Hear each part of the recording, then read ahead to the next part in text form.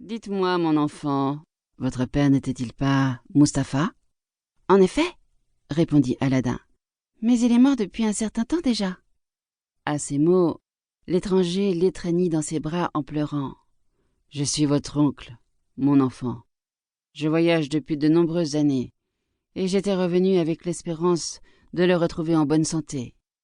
L'étranger qui se prétendait son oncle, et qui en réalité était un magicien venu d'Afrique, pria Aladdin de le mener chez sa mère. « Ne vous étonnez pas, lui dit-il, si vous ne m'avez pas connu du vivant de mon frère. Il y a 40 ans que j'ai quitté ce pays.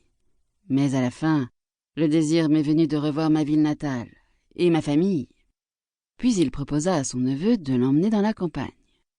Ils arrivèrent ainsi dans un petit vallon entre deux collines d'égale hauteur. Le magicien fit un tas de broussailles sèches, y mit le feu et versa dessus un liquide en prononçant de mystérieuses paroles.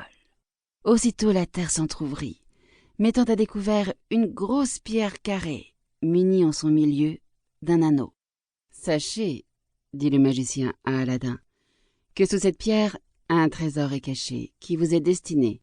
Prononcez le nom de votre père en empoignant l'anneau. La pierre viendra à vous, sans peine. » Aladdin y réussit, et aperçut un caveau assez profond, avec un escalier conduisant à une porte. « Descendez dans ce caveau, lui ordonna le magicien. Vous arriverez dans une grande salle. Au fond, vous trouverez une porte, donnant accès sur un jardin planté de beaux arbres chargés de fruits. Traversez ce jardin, et vous aboutirez à une terrasse, où vous verrez, dans une niche, une lampe allumée. Prenez cette lampe, éteignez-la, videz-la, et apportez-la moi. Puis, il lui passa au doigt un anneau qui devait le protéger.